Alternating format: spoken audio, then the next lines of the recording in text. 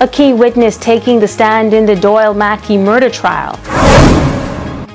More women linked to shoplifting. And a tech hub coming to Marco City. The Bahamas Tonight Northern Edition starts now.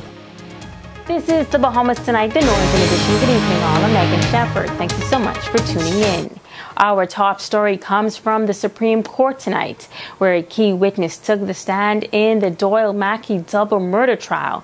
Mackay, a resident of New Providence, is on trial for the murder of 2 brothers and the attempted murder of 3 other men, one of whom was today's key witness. Italia Hall reports on this morning's session. Joshua Williams was called to the stand during the morning session. He is one of the 3 men who survived the apparent shooting incident in McLeanstown in November 2016. Brothers Carlton Hamilton and Carlos Hamilton were also shot, but they died at the scene. Williams telling the court that he was at his home on the day in question when a white self-drive Sentra pulled up and brothers Carlton and Carlos Hamilton drove off with the driver of the self-drive car. He said sometime later he received a call from the Hamilton brothers, and following that conversation he spoke to a man by the name of Shorty who had a van but it was not licensed.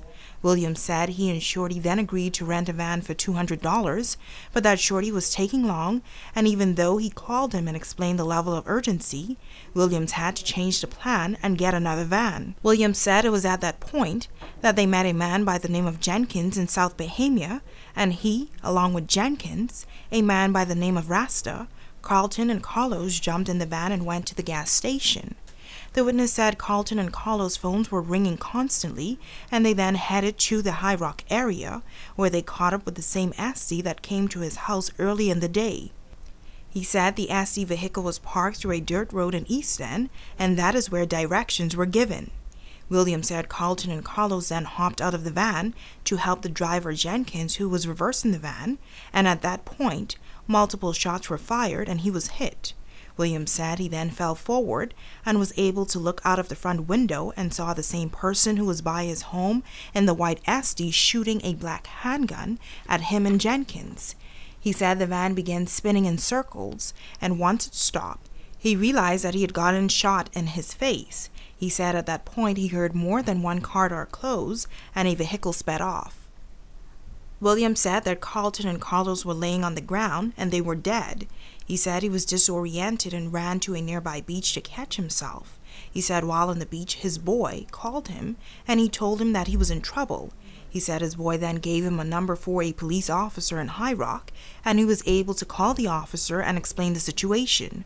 Williams told the court that shortly after, a patrol car came and he was taken to the hospital and rushed into surgery.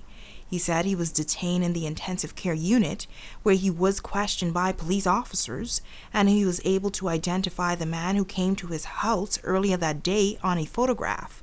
Williams was then asked by prosecutor Erica Kemp if the person on the photo, the person he saw driving the white SD, and the person he saw pointing the gun at him and Jenkins was in court. He responded yes to all 3 of the questions and pointed to the defendant Doyle Mackay. Following a brief break, Attorney Carlton Sherlin cross-examined Williams. Attorney Sherlin focused on the statement made by the witness almost 3 years ago. He asked him about the information he provided in court that was not written in his statement. The witness explained that a lot of information was left out because he was in ICU. Attorney Sherlin also accused the witness of leaving out information in his statement because he met with the prosecutors before the trial begun who told him what to say, to which he denied. Williams also noted that he has been incarcerated for the last 8 months at the Bahamas Department of Corrections.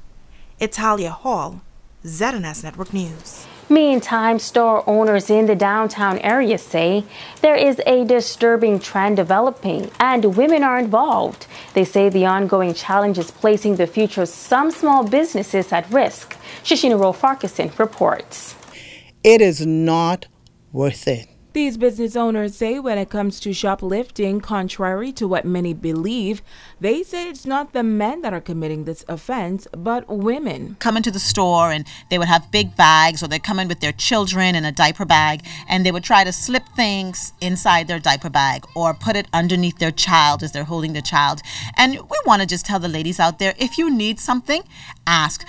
And when caught, they say the women act as if they are in shock. You would tell the person that you know they took something, and they would argue with you that they didn't until you finally get them to release the stuff, or you'd have to call the police. I mean, it's not unusual for us to call the police for an incident or something at the store, and it's frustrating because women are doing it just as much as men. They're always surprised, they're shocked, and then sometimes there's hostility until you sometimes have to take them to the camera and show them the act that they have just committed. But the real surprise is what is being stolen at these stores. Anything at all. They steal bras, they steal panties, they steal candles, they'll steal the chocolate off the wall. So Sheena, they will steal the earrings off your ears if you let them, if you're not paying attention or vigilant. But the reality is anything that they want, they steal up with anything, whether it's for them, whether it's for their children, whether it's for their boyfriends, whether it's for their significant other, because we have a lot of that here as well. They say oftentimes they would prefer not to press charges. However, they are going to send a strong message. And we don't always want to press charges, because sometimes it's not really worth it. But if we catch you stealing, we will press charges. It's not worth it. Shoshina Wolf-Arkeson, ZNS Network News. The government revising the road traffic laws in order to reduce the number of traffic fatalities and address increased speed on the streets. There has been a marked increase in the amount of traffic fatalities, with some 18 people dying in car crashes in New Providence for the first 3 months of this year alone. The changes makes provisions to criminalize the use of electronic communication devices while driving, and driving with an open alcohol beverage or any open container of an alcohol beverage. Now there has also been an amendment to make legal left turns on a red signal. Officer in charge of traffic on Grand Bahama, Superintendent Jeremy Henfield, explains. However, you can only turn left if there's no vehicle traveling that has the right of way coming from your right, or if there's no pedestrian about to cross the road at that time, then you can make a left turn and continue. If you have a pedestrian in that way, then you have to still give way to the pedestrian and then seek to make sure that the way is clear, traffic coming from your right, and then you can proceed with the left turn. And so that is the new amendment to the Road Traffic Act. That is something in Grand Bahama, I think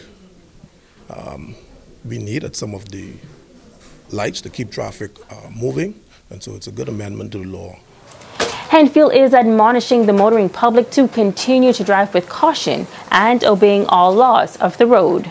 Great news on the horizon for Grand Bahama, as the Minister of Agriculture and Marine Resources and a Member of Parliament for Marco City, Michael Pintard, making an important announcement during the evening session of the House of Assembly on Wednesday. In Marco City, we are now working with 4 architects, 1 out of New Providence, but 3 out of Grand Bahama, who have designed for us, Mr. Speaker, a wonderful facility. And we are in the process, Mr. Speaker, of building a tech hub. This tech hub, Mr. Speaker, is consistent with our plan, Mr. Speaker, to develop a facility where young people can be trained in a wide range of technologies. Pintard says the facility is set to be constructed in the Gambia Drive area following a rezoning exercise by the Port Authority, and will feature a recording studio, animation, web design, and computer lab. It will be open to 7th through 12th graders as well as tertiary level students. We must construct an economy where we are not held hostage by any international, intergovernmental agency, multinational organization, or our personal appetites. Because to the extent, as a people, to the extent that we develop consumerism and develop a consumption pattern of life, we will consistently be at the mercies of others. You're watching the Bahamas Tonight, the Northern Edition. Don't go away. There's more news right after this break.